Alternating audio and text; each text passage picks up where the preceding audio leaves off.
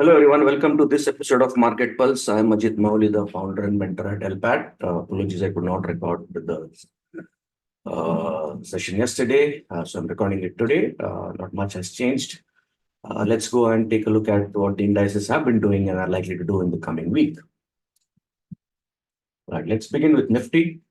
On the monthly chart, again, no change. After hitting a new high, we are retracing. We are unable to cross this high around 21,800 that was made.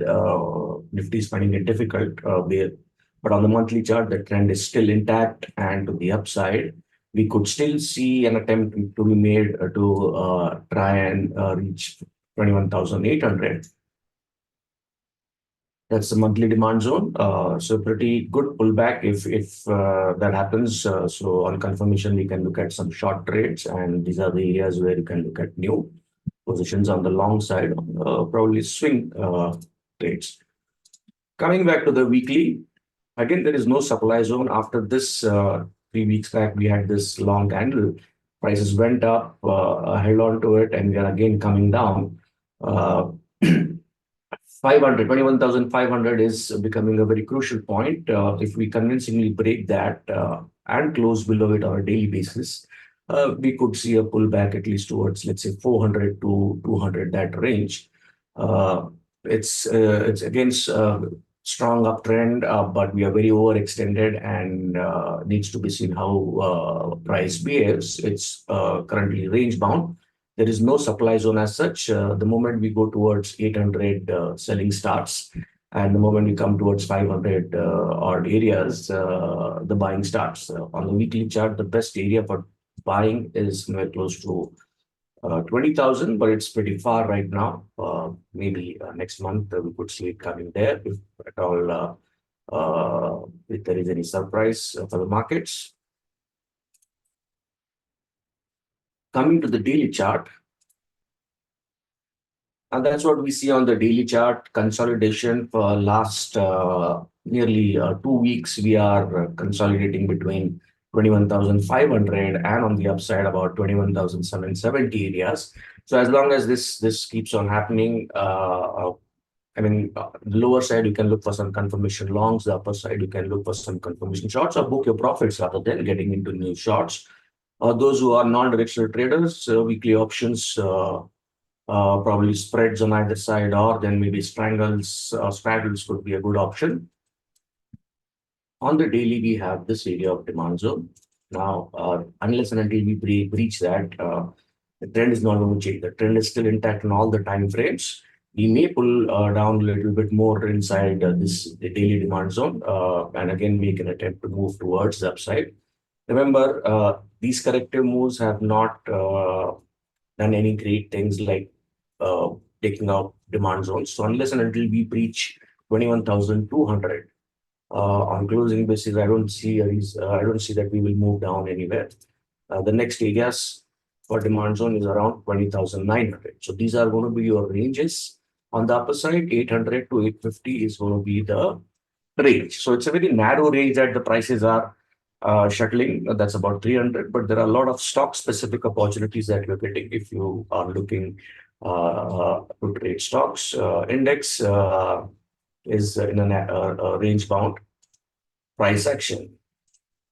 Quick look at the smaller time frames, and that's where you see this area of demand zone, which is going to be a crucial area of demand zone on the 75-minute chart. So unless and until we breach this, we are not going down. And if we hold this, we will make an attempt again to go back to 721, 750 to 800 range. So there is quite a good range if you look at a short-term trading, let's say from here till at least about 300-point range. So keep on trading the ranges or look at non-directional options. Volatilities are a little elevated as compared to when the trend moved up. That will be good for non-directional strategies, and that's going to be the area of demand zone. So in that daily demand zone, we have about a couple of demand zones. So keep these demand zones in mind before you take any position. Do not short if you go below 500 or close below 500. Remember, there is a good demand zone here. only on a closing basis here and a pullback somewhere close to this, shorts will be good. Or once we come to these areas, again, you can look at confirmation charts, but the trend is intact. So be cautious about this. And once we breach, let's say, on a convincingly we breach 750 on a weekly basis, we could even move up towards 22,000. For now, it's going to be range bound trading on Nifty. A quick look at Bank Nifty. Okay, let's first take a look at India VIX. Now, India VIX, nothing much has changed. So we had the India VIX is cooling off a little bit after hitting that high of 16 and a half. That's a monthly chart. And on the weekly chart, if you see, we hit that, came down. Probably we might still come below, let's say, towards 11 and a half to 12, that area. So markets could probably try to glide up towards that. The result season is going to start, and that is going to drive the market. So you have to be stock specific. Index, you may not get swing positions as such unless you're doing some options trading based on or the weekly options. So this might hover around 13 to 12, and as long as it does that, markets will probably make an attempt to move up. So just keep an eye on VIX. If we start moving beyond 15, then be careful about going long. And there is no would avoid option buying in such markets when the volatilities are pretty high. Spreads would be a good idea on the index on both the sides, but I would prefer on the upper side as long as 850 is not breached. Now, Nifty Bank, again, pretty much similar to Nifty, trending up nicely. The next demand zone is all the way here. After 2 months of consecutive moves, we do expect a corrective move coming. So somewhere close to, let's say, 44,500. That's the area where the corrective move could come back to. No supply zone on the monthly, even the weekly, there is no supply zone. So if you see on the weekly side, 47,000, that is 46,900 to 47,000 is a key area, which is holding up. And every time price comes here, it is moving up. So tomorrow there could be a possibility that Bank Nifty, since it's expiry, might come closer to 47,000 and then start moving up again. So be careful about shorting Bank Nifty. Only on closing basis below 47,000 could be a good short, because then the reward to risk is pretty good. And that's a new area of demand zone where swing positions can be taken. So on the short side, the reward to risk is high, but still there is no confirmation. So shorts only once we go above 48,200, 48,300 based on price action. And if it sustains 48,200, 300 without any confirmation, then you should not short.